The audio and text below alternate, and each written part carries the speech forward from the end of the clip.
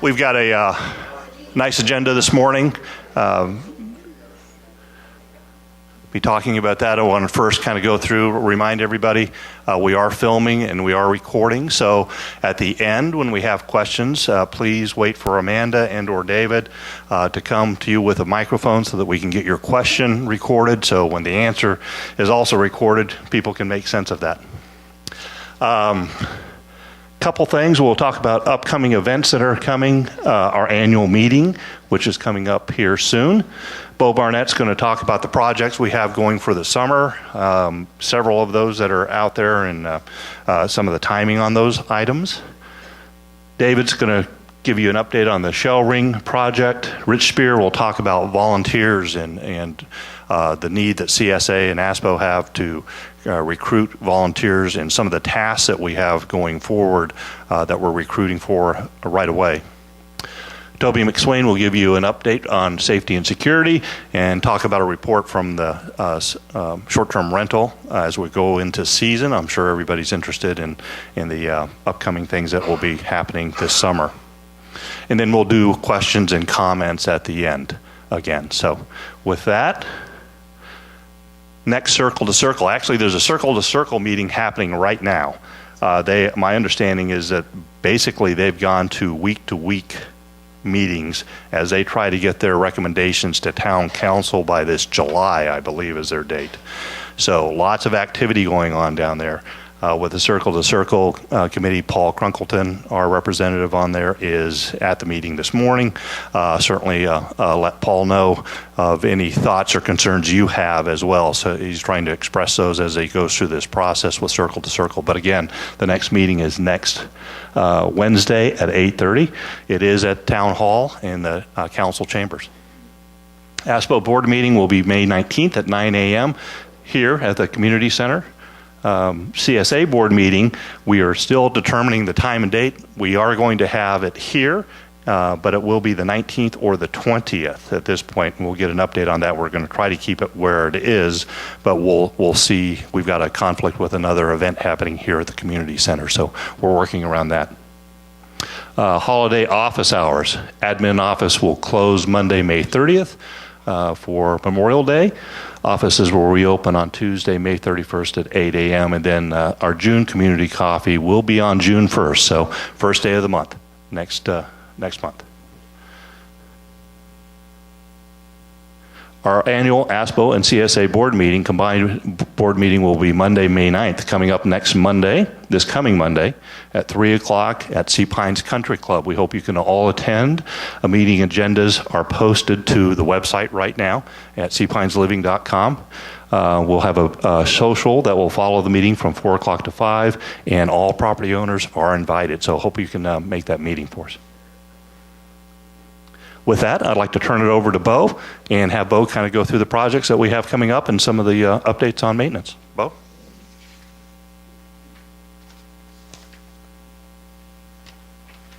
Thanks, Brett. Good morning, everybody.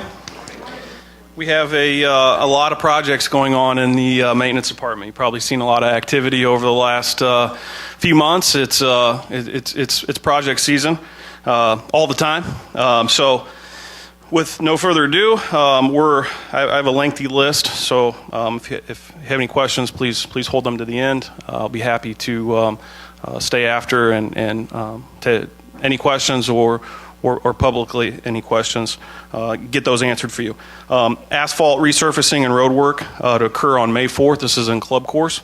This is between 70 and 82 Club Course drives. We're actually starting that today.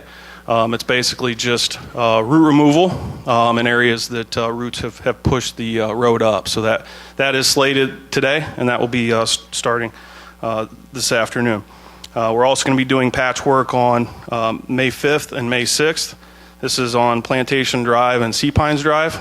Expect minor delays, but this is essentially just filling in some small holes that have opened up, so we don't anticipate our contractor being in any one place for longer than roughly 20 minutes. So it's going to be intermittent. We have roughly about 4 spots on Plantation and 3 spots on Sea Pines Drive. So this is for May 5th and May 6th. Drainage pipes for Gull Point Road. We are going to be replacing the two 48-inch metal corrugated pipes that run underneath Gull Point Road land bridge on Monday. This is a pretty sizable project. We are anticipated on being done with all of the paving repairs to the road on May 18th.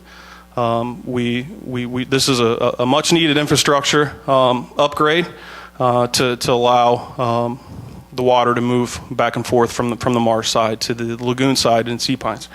We also have our 2016 road paving that is going to be taking place on May 9th, which is this coming Monday. This is for Wisteria Lane, Planters Wood, and Planters Wood Court. This will be starting at Wisteria, as I said, on May 9th. This is a complete milling and complete road resurfacing. So this will go on through the 13th. Contractors will be on site from 7 a.m. to 6 p.m. Flaggers will be present. Please exercise caution. If you have any problems or issues with contractors in that area, please do not hesitate to call me and let me know, and I'll make sure that I get it taken care of. Also with that, subsequently we will be following up after Wisteria with Planters Wood and Planters Wood Court on May 16th through June 7th. So same process there. We're actually completely resurfacing the road, milling, root removal, and brand new asphalt, brand new thermostriping as well. So same thing. If you have any problems, any questions, any concerns, do not hesitate to call me. And this is with any project that we have slated. Safety is my utmost concern in making sure that all of our property owners are safe. So please don't hesitate to call me or security. We'll make sure we address it. I also have a couple other projects. Canvasback fencing repair and replacement has actually started. That started this week, 5/2/16. We are repairing and replacing all of the stucco columns and panels of that fence. It is long overdue. There's some sections that look rather weathered, to put it kindly, and we're in the process of taking that down and replacing it. With this process, we really thought about how we can prevent opening up sight lines to the people that live adjacent to this in the community. We didn't want to just come in and tear everything down, because obviously that's going to open up an enormity of sightline issues for our property owners that live in that area. So what we decided to do, we worked with the contractor. They're actually going to separate the sections of fence in between the columns. They're going to prop those older sections of fence up so then they can replace the columns. They're prefabbing the panels or sections that go in between each of the columns, and then they'll be coming in and replacing those. That way there's no lag time or openness that prevents or provides sightline issues. Quick update on Lighthouse Lane project. This is we're looking at conceptually putting 2 leisure trails down Lighthouse Road from Fraser Circle to Harbortown. This is just preliminary.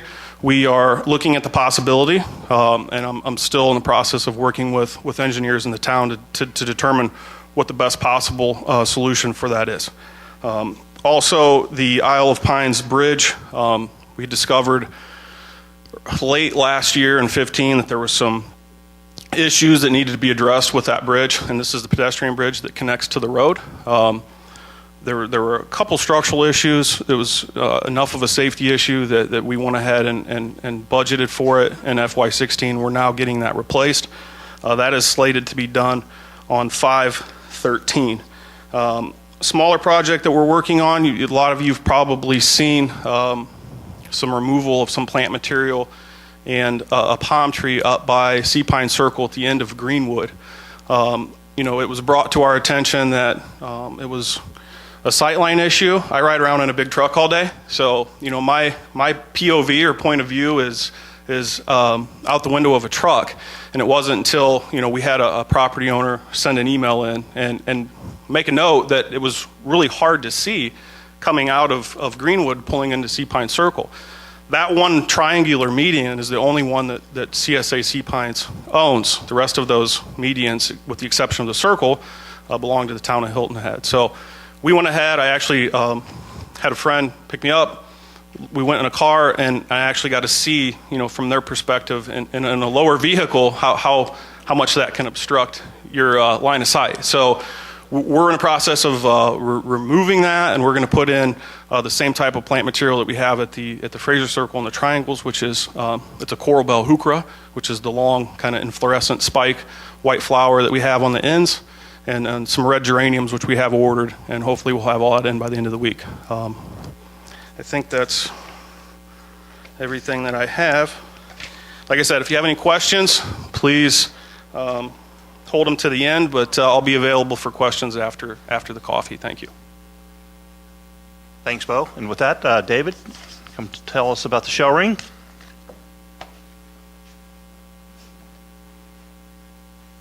Good morning. As some of you may be aware, the Sea Pines Forest Preserve Foundation is working with a team of researchers from Binghamton University out of New York State to conduct archaeological work on our shell ring in the Sea Pines Forest Preserve. So I wanted to start with some general information on shell rings. There are only about 50 shell rings that are known to exist in the world. They were all constructed from about 3,000 to 5,000 years ago. The scientists are unsure why they were built. They were purposely built. They took a lot of effort to build. Don't know if they were villages, perhaps on a seasonal basis, meeting places, other ritual sites, or a combination thereof. Only 6 have been investigated in detail, and they do occupy a pivotal point in time and place. The time period, or the late Archaic as it was referred to, which was 3,000 to 5,000 years ago, was a time in which socially and culturally there are a lot of interesting things with the native peoples that were going on. In a nutshell, they were beginning to settle down. They invented pottery. They were developing new stone, bone tools, and they were beginning to form larger groups. And so there were a lot of interesting things going on. It's also interesting to note that during the previous archaeological periods, which was mid-Archaic and then the early Archaic, that sea level changes were pretty significant. So when these shell rings were being built, the sea levels were very similar to what we have today. But during the previous period, the mid-Archaic, the sea levels were rising. And during the early Archaic period, which goes back as much as 11,000, maybe almost 12,000 years ago, the sea levels during that time were almost 100 feet lower than what they are today. So that's why the shell ring is a place where you can see the first signs of human inhabitants on Hilton Head Island. And the reason why is that there were people there before, but they lived along the coast where the food was located. And since then, the sea levels have risen and erased all signs of their habitation. So it's really interesting. I also wanted to note is that they are along the southern Atlantic and Gulf Coast, but the vast majority of them are along Georgia's and South Carolina's coast. And to the right, you can just see almost all of the Barrier Islands and the Sea Islands from Charleston, down into Georgia is where these rings are located. A little bit more specific about our shell ring is that it is in near pristine condition. The vast majority of these 50 rings have been disturbed, either for people looking for artifacts or the shell being borrowed to support construction activities. It was a very common building material with tabby and for road bases. Our shell ring is very accessible. You can park at Fish Island in the Forest Preserve in a leisurely 5-minute walk and you are there. There has been some research that was completed, but it was a long time ago. It was in the 50s and 60s and using older techniques, and the results were not very well documented. So we don't know a lot about our ring. The sea pine shell ring is one of the smallest in that it's about 180 feet wide, or the circumference of the circle, and its height is pretty low, at most about 2 feet. What this diagram is showing is at the top, those are the Florida shell rings, and you can see how much larger, this is a scale drawing, they are. And then when you get into South Carolina, which is in the middle, and Georgia, which is at the bottom, the rings are more circular and are smaller. And if you can see sea pines specifically, you can see that the width is much less than most of the other rings. It's also listed on the National Register of Historic Places, and we have one other place in sea pines that's on the register. Does anybody know what that is? Who was the first? I heard it. I only have one, so you don't have to pay attention anymore. Okay? That's fine. So, What was the answer, Dave? Stony Baynard Ruins. Yeah, the Stony Baynard Ruins. It's on the register, and it's the only ruins of a main plantation house on Hilton Head Island. So if you're not familiar with Stony Baynard Ruins, I encourage you to go and give yourself a self-guided tour. There's some nice interpretive signs over there. So there was some preliminary field work done by Dr. Sanger and one graduate student this past year, late in 15 and early 16. It was over the holidays, in which they did some preliminary work, but the main field work for 16 is going to occur May 24th to July 1st. He's coming down with a larger team. They will be doing a lot more work specifically to our ring with an emphasis on as much non-destructive work as can be done, because they are very, very aware of how important this ring is to us, how important it is because it is one of the best preserved shell rings that's known to exist. So a lot of remote sensing will be done. This is ground penetrating radar, magnetometers, resistivity, remote testing. They will be doing shovel test pits. This will be done outside the ring itself, in which they will go up to 500 meters in all directions outside the ring, in which it's simply a small pit hole that is dug with a shovel, in which they will be looking for material. They will be extensive mapping of the site. They will be reopening prior excavations. These were the excavations that were done in the 50s and 60s, and this picture is of one of those prior excavations, and this was done by Dr. Sanger and his graduate student by hand when they were here these past holidays. And what they are doing is that they're removing all of the spoil, and there were maps done of the previous excavations, but they remove all the material, and they are able to tell, it's pretty fascinating, by the soil profiles when they get to the edge of where the previous researcher stopped. And so they excavated up to that edge, and once he points it out to you, it becomes clear, and it's really fascinating. So they wanted to do that to get and the material that they're excavating out, or the spoils from the previous work, is of no value to them, but when they get to that new edge, it is. And there are several other places that were previously dug out. But this is what it'll look like. When they were done doing that work, we lined it with a filter cloth and then backfilled it with sand. So when they come back here in just a little bit, they will be able to quickly open that back up and continue their work. And there will be some new excavations. They will locate those based on the results that they get from the shovel surveys, from opening up these old excavations. But there will be an intention to minimize the number of new excavations that are done. Well, there is a need for volunteers, and specifically they're looking for docents or tour guides, field crew volunteers, and photographers. And I have Dr. Sanger's email up there. It's msanger@binghamton.edu. And would encourage you, if you are interested, to contact him. And when you do contact him, make sure and mention that you are a Sea Pines property owner, because you will receive preference. I anticipate there will be high demand for this volunteer opportunities, and you will have an opportunity as a Sea Pines property owner to do so. The docents or the tour guides, it became clear when they were here in the fall. It was very warm. It was beautiful weather around Christmas time, if you may remember, and they were there, and it was absolutely amazing the number of casual walk-ups. And Dr. Sanger and his team, they're so engaging, and they would stop what they were doing and they would talk to you, and there's a lot of neat questions.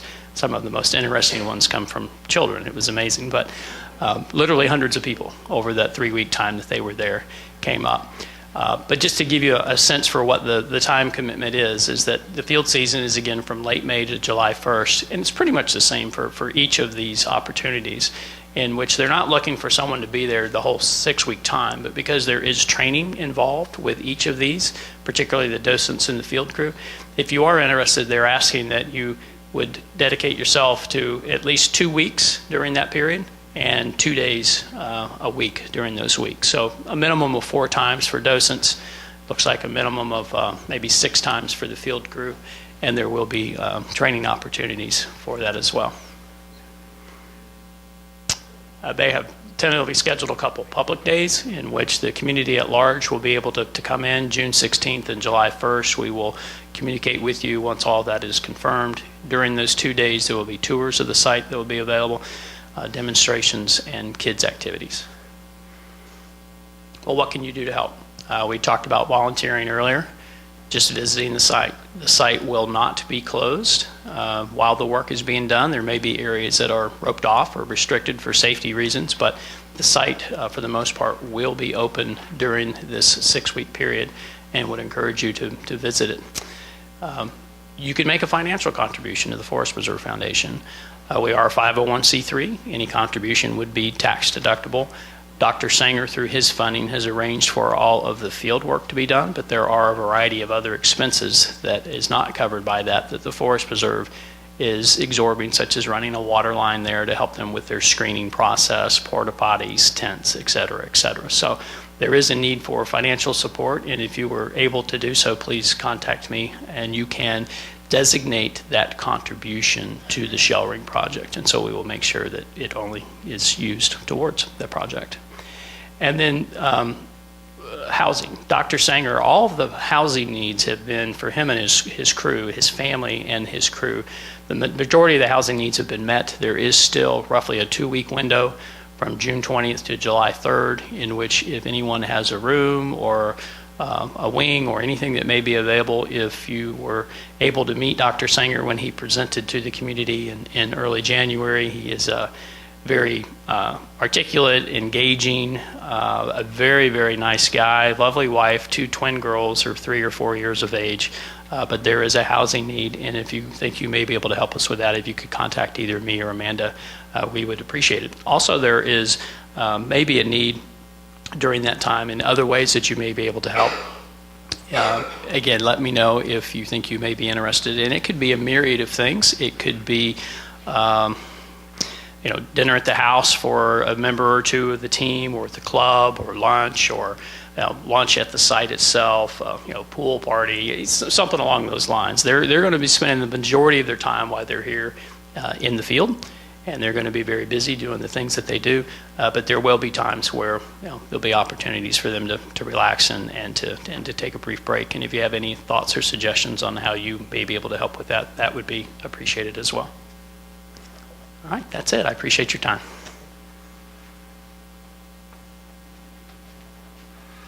Thank you, David. Now I'd like to introduce Rich Spear, who's going to talk a little bit about our leadership development program and some exciting things we have coming up. Rich? Thank you, Brett. Good morning. One of the things you may have heard earlier in conversations about CSA is one of the high priorities we identified is to try to expand the way in which we leverage the Sea Pines talent pool that we have among our residents. So part of that falls to the governance committee to look at developing a leadership development program.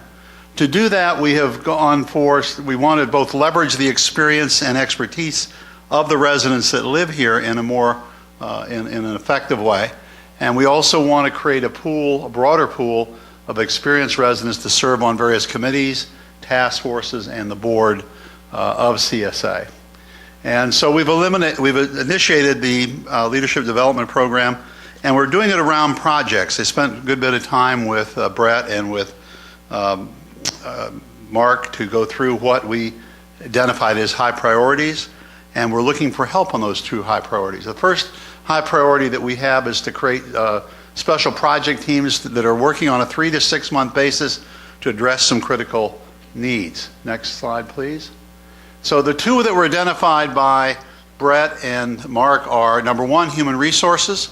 We want to do a project team is being formed to completely review our human resource operations, including organization, salary administration, benefits, all the things that are associated with an organization that has more than 100 employees, as you probably all know. Our goal is to try to have an assessment completed by the middle of September and to have a plan by the middle of November so that we can take action within the governance committee. The governance committee members, as you may recall, are primarily the senior officers of CSA, and we use that group for the bylaws last year and for any decisions or projects that are done under the governance committee. So we are looking specifically for a couple of residents in Sea Pines that have current human resource experience in their past careers before they retired or came here, or even or might still currently be working in that field. If you have an interest in participating, it is a defined period. It's 3 to 6 months, as you see the schedule here. It is a working committee. It is not a committee to sit and chat. It's going to be looking at all of our policies, procedures, and our HR programs that are internally. And it's long overdue, and it's one of those missing pieces that Mark and Brett want to get done this year. And in general, the purpose of this is twofold. One is to leverage that expertise for these projects, and the other is to engage and bring in new participants from Sea Pines community into the process. When I joined the CSA board a little over a year ago, I'm not a newbie, I'm an almost newbie. I had no idea of the level of activity and things that go on in CSA or in ASPO. So this is a good way to become current with it. It helps us create a pool of new talent to bring into the process that we do. It increases our transparency. And frankly, it leverages a lot of very, very good expertise that exists within our community. So if you're interested in the HR one, please send me an email or fill out our form that's on the website. Email to me might be simplest. But the 15th is now the 22nd. We've added a week because we want to make sure we have an opportunity for as many people that might be interested. We're only going to pick two or so for each committee. We're not trying to make it a committee of the whole. But if you have that expertise and would like to do it over this time period, please let us know. The second project is an entire look at our IT infrastructure.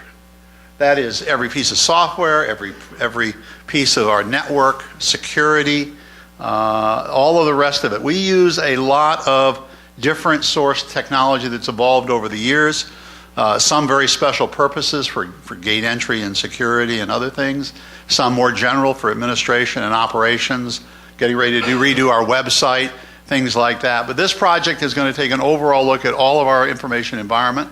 It's going to develop an assessment of it, and it's then going to develop a strategic plan to give us guidance so that we look at our software and our infrastructure, IT infrastructure, in a coherent, integrated fashion. In the past, there's probably been more of a tendency to buy one-off projects or products that met narrow needs. So if one of you or two of you or three or four of you have specific expertise that's current meaning some of us go back to 360s, and I don't know any of you are a technology guy. Some of us go back to water-cooled computers. I have a slide ruler. That was my computer, first computer. But if you have current IT experience, we'd very much like to have you participate in this process and have your involvement over this period.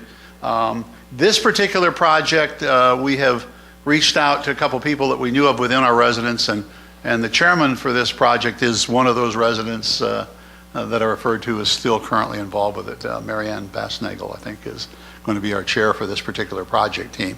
Again, it's got a deliverable in September of a current assessment, and it has a plan by the end of the year that can be reviewed by the board. To be clear, this is a project team. It begins, it ends. There may be a subsequent process that says periodically we need to have a committee that reviews HR or reviews IT, but this is a project that goes to the management of the governance committee. They decide what to do with Brett, and then it becomes their job to integrate it. Those committees, these project teams, I should add, also have active involvement of members of Brett's team as well as one or two of our board members involved with it. But it is a working project team. So if you're interested in doing that and you have some current, or if you're not here but you have a neighbor that you'd like to volunteer him, feel free. We will hunt them, we will contact them and try to get them involved. And that tries to both committees. So if you have any names, please give us. Our idea is this process is our incubation. If it goes well on these two projects, then we're going to look at, we have no shortage of some neat critical projects that have to be done over the next couple of years. And our intent is to continue to try to reach out and bring in 2 to 4, 5 to 6, whatever it might be appropriate to attack these projects and get them done in an orderly fashion. What I found as a CSA and ASPO director is every month is an adventure. Mark turns over a rock and we find something else we didn't know about. He didn't know he was chairman of some committees he's chairman of now. Michael didn't realize he had responsibilities he had. David didn't realize he was responsible and could go to jail for the finance things if we didn't change the bylaws. So it's an adventure, and we're still in that adventure, but we're still in the process of completing a process that began several years ago before I started with the previous board, and it's been continuing with the board we have today. And that is to broaden our leadership development and to get people more directly involved and as a result more transparent. And you're going to see that across all the projects that you hear talked about. And so in this case, I need some help. Or we'll be looking at 360s and slide rulers for our solutions. And then you'll be complaining about it. But in any case, if you have any suggestions or friends or neighbors, please do it. You'll see it in our newsletters and other things as we're reaching out trying to find these people. And if you do know somebody and they're hesitant to volunteer, tell them to give me a call. We'll talk. We'll convince them of its value. Thank you for your time. And I turn it over to somebody. Brett? Toby. Toby's a member of this committee. I don't know that Toby even knows he's a member of this committee. But we decided he buys more technology than anybody else. So. Good morning. Just a quick update from the security department. Right now, it's seemed like we're the lull before the storm. There's not anything major that's currently taking place in the security department. I would like to update in the burglaries. We've not had any burglary over the last month. Last month, the sheriff's office did arrest 3 individuals that were tied to a contracting job here inside the plantation. All 3 were charged with burglary first, grand larceny. They've been arraigned and they're now pending charges at the Beaufort County Court. So no burglaries as of yet. We're still working with the sheriff's office. We do have some leads in some other cases that we're working. Some other burglaries that occurred, but right now doesn't appear to be really anything major taking place inside the community. One thing I would like to mention, May 27th, school is out for Beaufort County Public Schools, so we ask that you please drive with caution in the community. We do have a lot of people that are currently here, but we're not in our season just yet. But May 27th, our kids will be out of school. Also, Bo mentioned earlier about the maintenance work that's taking place. Please drive with caution with the maintenance workers in and around the area. I'm sure you've seen Hargray is back in the community, burying more line, fiber optic line, so please be cautious of the workers in and around the roadways. Many of you, or maybe none of you, will be contacted. We are in the process. I'm working with Amanda and staff. We are in the process of changing out, we're probably going to change out probably 500 property owners' residential codes for you to call and pass us. The current plan is to start with the property owners who call in the most passes.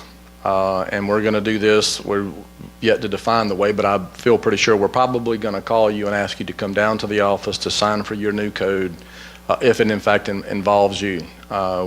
We have discovered through an audit that we have property owners' code probably haven't changed in 20 years that they've been here. Hundreds of passes have been called in underneath their account that they were not even aware of. They don't even know the people.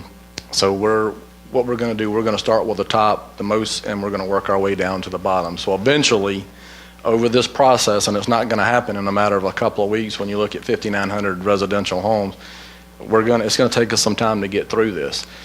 Please don't if you have a rental property, don't put your passcode on the refrigerator or pass that out to someone, because unfortunately that's what the issue that we're dealing with today, that they've given it out, and this person that's calling in passes doesn't even live in Beaufort County no more. One girl is currently in Boston calling in passes for sea pines. So please, when you get your new one, please protect that as you do with your other personal stuff. So that will start here hopefully within the next week. Just a quick update from the Heritage. It was a good Heritage this year. The weather, for the most part, cooperated with us through the week. We did not have any major events that took place during the tournament. We ran a lot of medical calls. There were some arrests that were made. If you had the opportunity to walk around, I'm sure you know what we dealt with. Some people had a whole lot more fun than others. But for the most part, the tournament went really well. I think probably Saturday during the tournament, I think the tournament probably set some records in ticket sales and the number of people in attendance on Saturday. We encountered problems that we had not encountered before. Our transportation, we're in the process next week of having our first after-action meeting for the tournament to discuss all the issues that came about during this year's tournament. Transportation was one of them. I think things from Honeyhorn, for the most part, I think ran pretty good. We moved a lot of people from Coligny. That was a brand new stop that we started this year to get additional people that live on the south end. Those numbers were still tallying, but we moved a lot of people from the Coligny. Our trolley program did not run as smooth as we would have liked. I think what we have discovered, we moved right at 11,000 people during the week of the tournament with the trolleys. What we have discovered is that we have a capacity issue. We can't service the number of people that want to get on the trolley. There was a lot of people, I'm sure, in the room that were waited at stops. Some got upset, which I understand, but we moved 25 people at a time. I know some of the stops when they pulled up the trolley was already full. So all that's going to be reviewed. I don't know what the answer to that's going to be next year, whether we're going to bring in additional buses or we're going to have to narrow the trolley transport down, because when you look at the numbers of 11,000 people, I mean, we do not allow people, which was one of the issues, people to stand up in the trolleys. Our poor trolley drivers, they took a beating this year. I had trolley drivers really that wanted to quit. I will tell you some of the people that rode the trolleys, and I'll just share this with you because I'm letting you know what took place. They were very rude to the trolley drivers. The trolley driver can't control the number of people that get on the trolley. It only holds so many people, and we had people that were really disrespectful to the drivers of trying to get them down to the tournament. But it is a program. We realize we've got a problem. More people wanted to go than we had spaces available. So we are going to take a look at the trolley program and how we're going to move people around next year. Handicap parking this year was an issue. We overflowed handicap parking on 2 days during the tournament. That's going to be revisited again next year. We're going to shuffle some people that's been using that parking lot traditionally somewhere else so that we can actually accommodate more people in the handicap parking. Hang tag distribution, it went, I guess, as probably as well as it could have. We issued almost 5,000 hang tags from our office. We will probably move that up by 1 week next year so that we don't have that mad rush at the very end of people getting hang tags. We are looking to change some of what we do and how we do business with the hang tags. I got a lot of calls this year during the tournament and the week leading up to the tournament. We understand, the tournament understands that we have property owners that live within the area, and I mean really from here at Sea Pine Center going towards Harbortown, or those of you who are issued hang tags to get yourself to your property, that your driveway may be able to accommodate 5 or 6 cars. We only issue 2 hang tags. And it's the property owner's responsibility and ingenuity to get whatever additional cars you need to get. So I understand that there's a lot of hang tags that you get your car, your personal car there, and now you're bringing hang tags out to give to your kids, to get your kids down. We don't have the ability to buy, because I think we would run out of money buying hang tags to accommodate every car that would fit in the driveway. And I know I got a lot of calls about that. That's the way it's always been. We were looking at other ways to get people down. But I will tell you, we had 3 people we dealt with this year that photocopied hang tags. If there was a way to get through a roadblock, people came up with it. But it's like that every year. This year I only got 1 call from Staples that someone was copying hang tags at Staples. So I guess in that aspect it was good. But we're working. The tournament, there was a lot of issues. Our drop-off at Liberty Oak for our transportation, all that's got to be looked at. It was a good problem for the tournament to have. They've sold a lot of tickets this year. I think they probably broke a record, which is it's good for the tournament. But all in all, it was a good week, nothing major, and went pretty smooth. As Brett mentioned before, the short-term rental committee, the second week of March, we met with the rental agencies, and currently, just to let you know, of what's taking place in the community. We currently have 27 rental companies that operate within inside the gates of Sea Pines that represent properties. We currently, as of Monday, have 252 property owners that rent their homes out short term. Adding the resort to that, we roughly have about almost 1,600 short-term rental properties within Sea Pines that's active right now. In any given time, we have homes come on, homes go off, so this is almost really a moving number. But we had 14 of the 27 of the agencies show up for our meeting. We're on the cusp of the season of being inundated with all of our guests. I will tell you that over the last couple of years, we have made an effort to meet with the rental agencies to express with them the problems that you guys share to us, issues that we uncover in the security department, and it's parking and towels over balconies and bicycles in the driveway and just whatever that kind of goes along with a guest in the community, and share that with the rental agencies. I will tell you they've been very receptive. If we have an issue with a particular unit, they have been really receptive about coming out and dealing with it, because they want to represent the property and want to do a good job, and they don't want to cause problems with the neighbors that live here full time. And it's been a team effort. So we're putting information out to them. And I encourage you, if you live in and around short-term rental, if you have a problem, please, we want to hear about the problems, but don't call me a week after the people have already left. If you have an issue, the best time to do that is to call security right then and there. We will go out. I mean, because if there's a swimming pool and they're in the backyard, they're going to swim in it in the middle of the night because that's what they do. We can deal with that.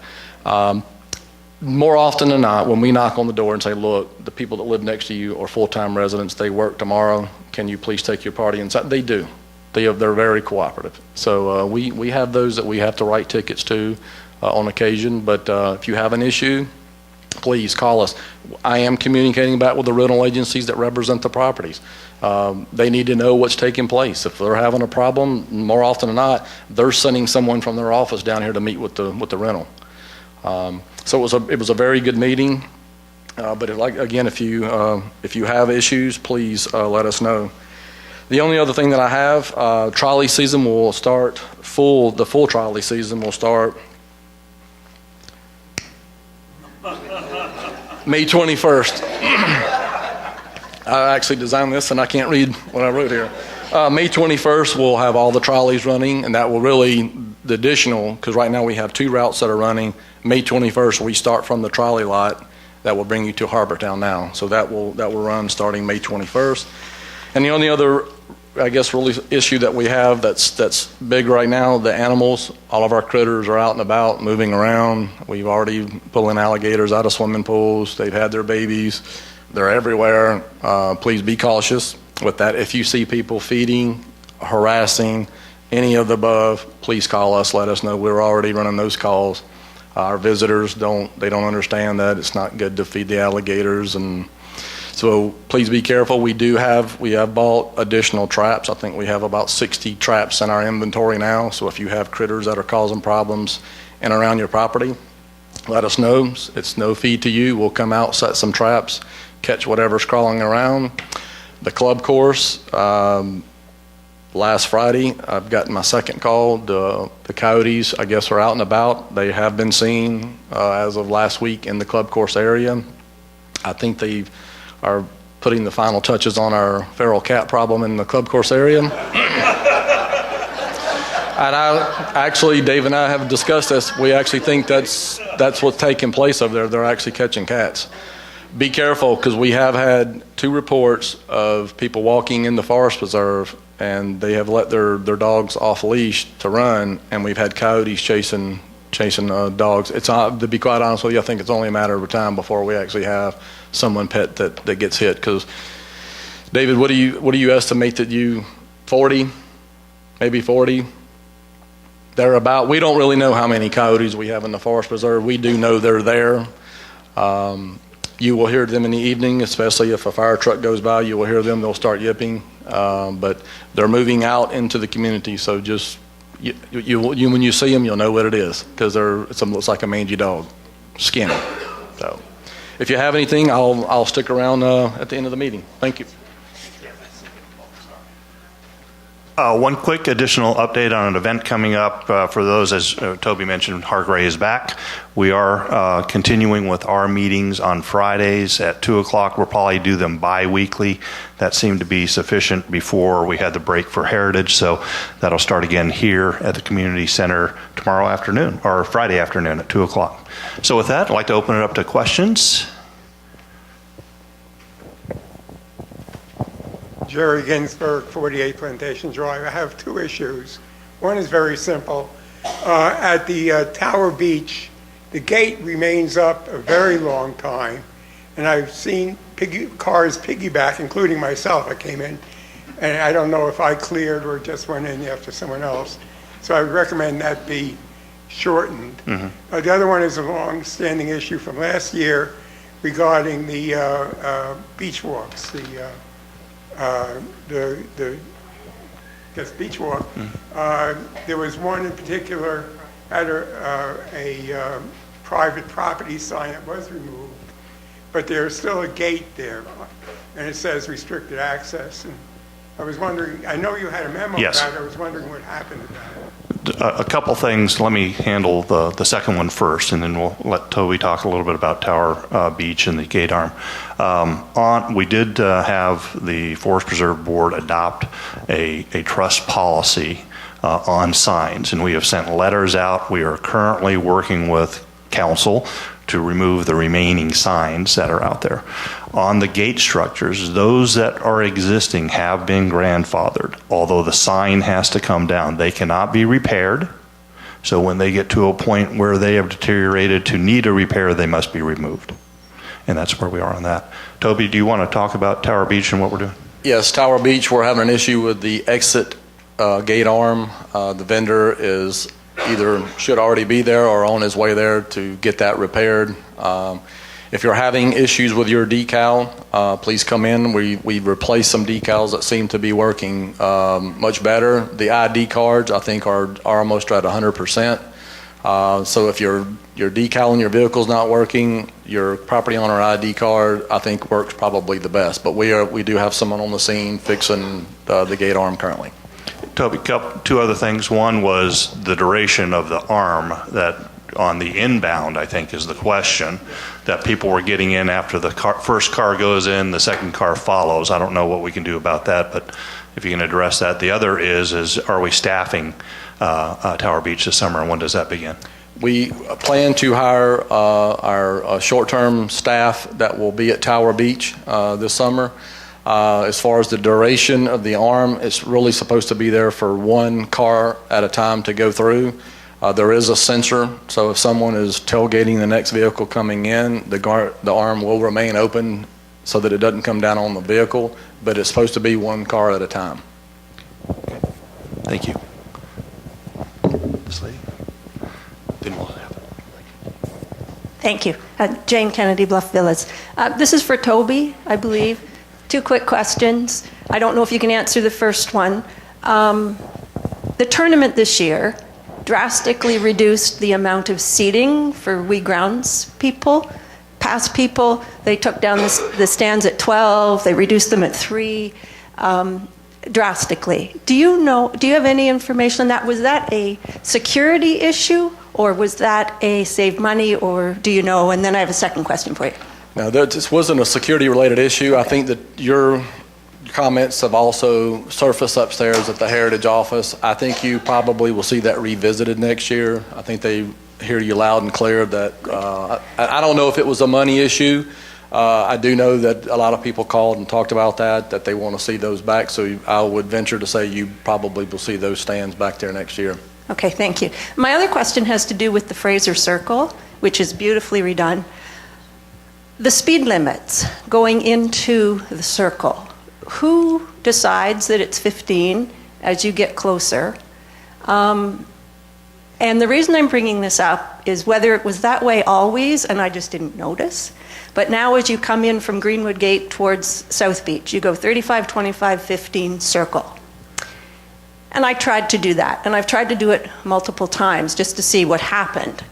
And I'm concerned that it's a safety issue. One, because you actually try and get your car to go 15. My automatic transmission basically moves my car faster than that. But the 15 sign is before the bike paths. And I'm concerned that there will be pedestrians and bikers waiting to cross, and they see the car coming, slowing from 25 to 15. They think you're going to stop. They start to go in. You're not really stopping. You're just trying to get as slow as it wants you to go. And then you have to stop because you quickly realize the biker's in the path. And even if there isn't someone at the path, when I have tried to go 15, immediately there are 10 cars behind me, bumper to bumper, and everyone is very ticked. And I just think that's way too slow.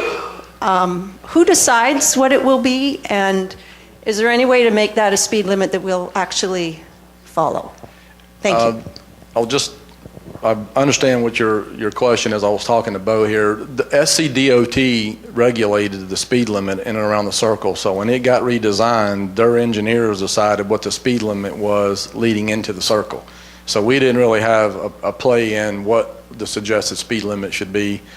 I will get with the town's engineer and look at that. I understand your concern about the crosswalk. But it was looked at, and the crosswalks were there when SCDOT looked at it, and that was what the recommendations and the requirements that were put on us when the circle was completed.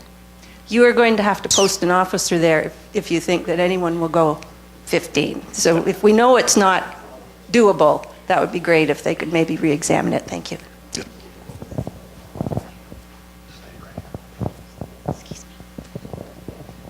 Hi, Judy Markell, Sea Pines. I have one question for Toby and then another question, general question.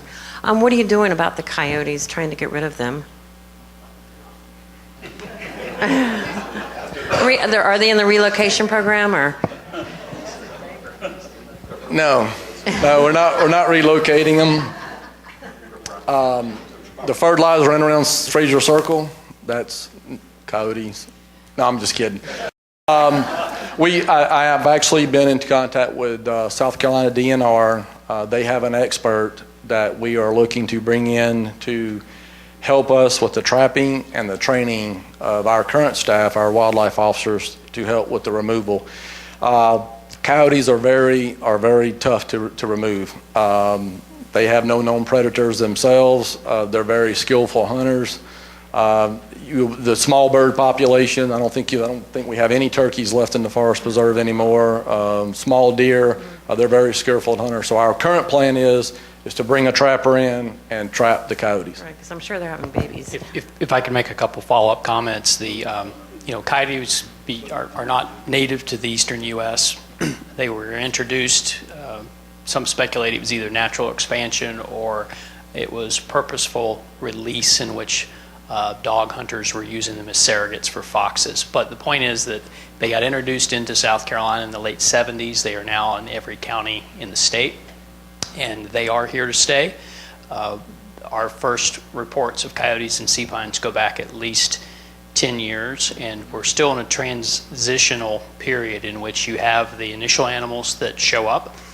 They are figuring out the lay of the land. They become very visible. They are territorial.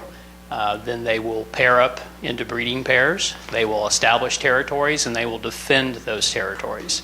And so we are in that transitional process now in which we would expect to have our acreage and the quality of the acreage from their perspective determine how many breeding pairs will be here. They will produce offspring. Those offspring will get dispersed to other areas. If you were to go in and remove a problem animal, which is the most common approach, it will be repopulated by another coyote over time that's looking for a territory.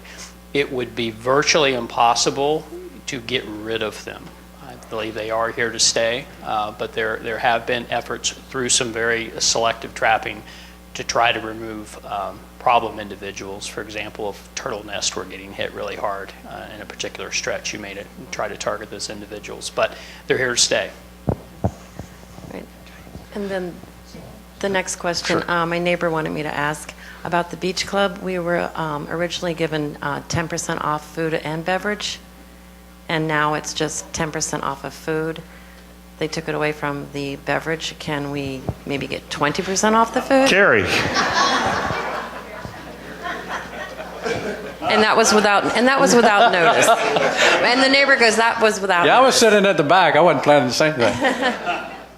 What we found, and we've heard a fair amount of comments about the 10% that was taken off of the alcoholic beverage. That is what we found out through the Department of Revenue, that is against the law to offer a discount on alcoholic beverages. You're allowed to do it from a period of time, I think it's from 4 p.m. to 6 p.m. was classified as a state happy hour time, but whatever. But to try to administrate that for everybody just between a certain period of time is problematic. So unfortunately, it has been removed. We've heard about it in all the pro shops and all the restaurants and everything else, but we were told that by law we should not or could not do that. So can you up the percentage off on the food?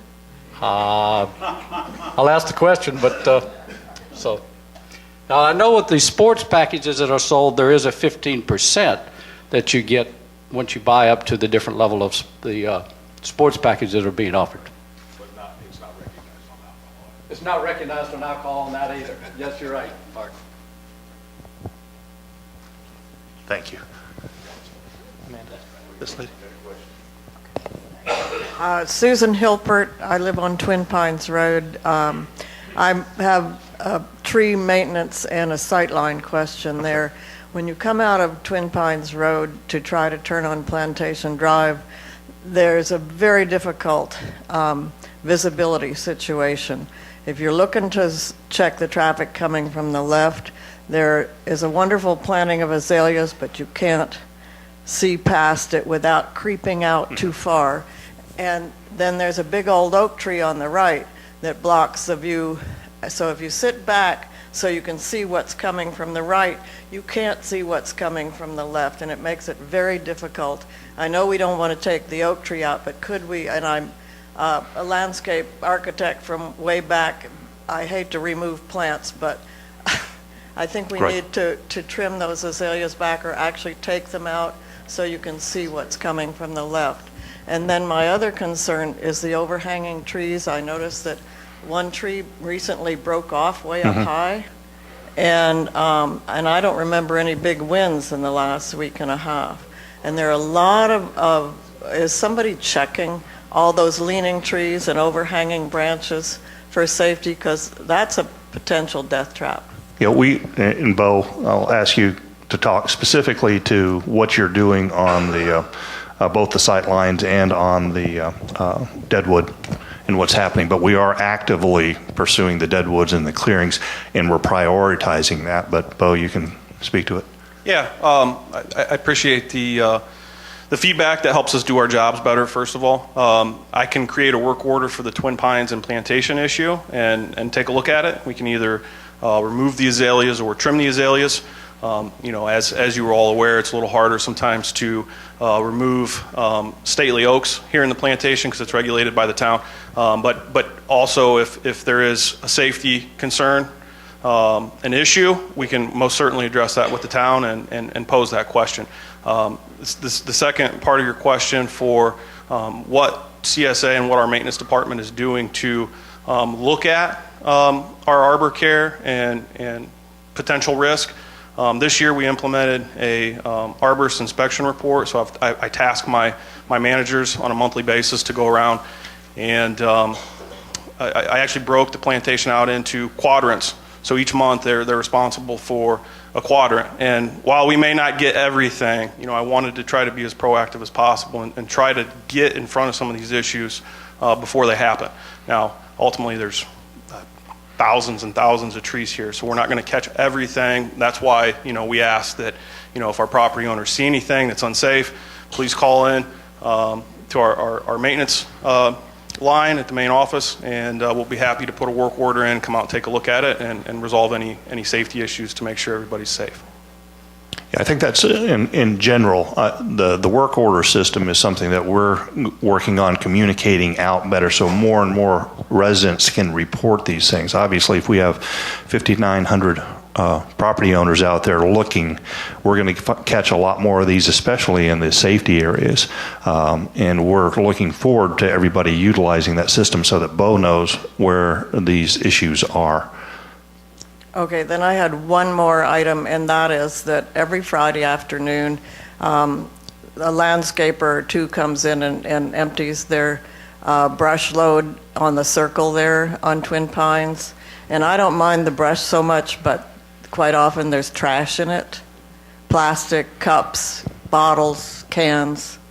It isn't just We're looking plant for those material. guys too. So, early Friday afternoon every week. Yeah, no, I appreciate that, and that's been brought to our attention by a few property owners in a few areas. And we're in the process of looking at our commercial guidelines and policy.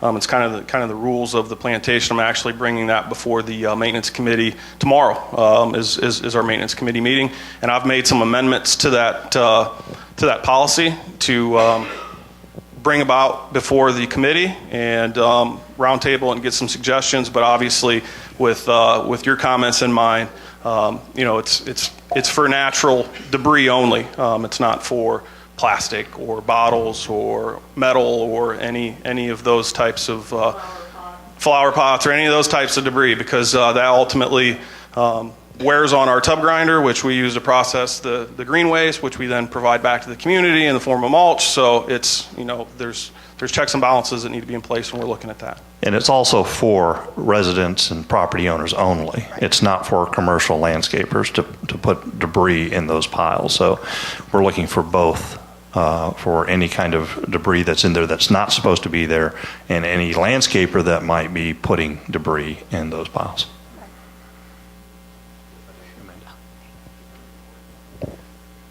Hi, I'm Mel Liggett, and I'm on Willow Oak West. I had a couple questions for Rich regarding the volunteer process. I don't recall if you mentioned the time commitment in terms of the weekly hours or that you're looking for. Under 80. No, seriously, the project team will set its own schedule. Each of them will, but it probably represents about a day or two a week during the assessment phase, and probably about a day a week after, but it will vary by the particular project and what they're doing. Okay. But it's about that kind of time commitment. And 80 is allowed too. 80 is allowed, yeah. And the wages are unbelievably good. Well, yeah. And the benefits, amazing. I don't think I've ever built a strategy in 1 or 2 days a week. But also, is the leadership development to try to develop leaders on Brett's team, or are you looking for it to come out of our Sea Pines residents? I wasn't clear. We're really trying to do both. We're doing a project-based approach to it because we have lots of standing committees and task forces, and being added onto those may or may not give you the kind of direct involvement we're talking about. And second, these are key projects that the staff need to have done. And so, for example, Toby will be, he doesn't necessarily know this yet, participating on the technology committee is because he's also a major user of technology resources. And the same thing on HR with Cindy and having her involved in it. So it's a co-development in that side. But one of the biggest issues is we have an amazing talent pool. We really do. But trying to get them engaged in something that's meaningful is a task that we need to do. So And we want to have better qualified people as we look for people. Not that I wasn't really wonderfully qualified, but we, with more experience when they're being asked to serve on some of these standing committees, that give them a much broader understanding of what we're doing by participating in it. And what their involvement is after this first year is to be determined, but our intent is to try to grow this to a pool. We have 50-odd people, well, some aren't so odd, but most are. We have 50-odd people right now that serve on our committees or our task forces that have been contributors. There's some that have been on there for a long time doing it, and it's a hard process to integrate brand new people into those standing things. So our intent is to use a very short window that says we're asking for these 6-month kind of commitments of a day or two a week, and hopefully we will get, over a period of years, 10, 15, 20 more people directly involved, as well as develop the staff that Brett has built. And he's brought in some very good people. I mean, there's a major transformation that's gone on. Right. I think, as all of you see, in all of the areas, Bo and security and the rest of them, from my perspective. Did I answer your question? Yes, thank Okay, you. thank you. And then I had one other question, if Carrie's still here? Yes, ma'am. Did I hear you say you're going to offer happy hours at the resort? Should never have brought that up. I think I'll have to talk to our food and beverage director, Jeff Cruz, but I'm sure there are seasonal times, different events that we do offer specialty drink prices and so forth during a period of time. Whether we offer a happy hour every day from 4 to 6, I won't comment on that until I get a better understanding of what Jeff may or may not want to do. Thank you. Others? Okay, well, great then. This will be posted on the website, so if you want to come back and refresh your memory of anything we've said or asked or answered, and remember all those events coming up. Thank you.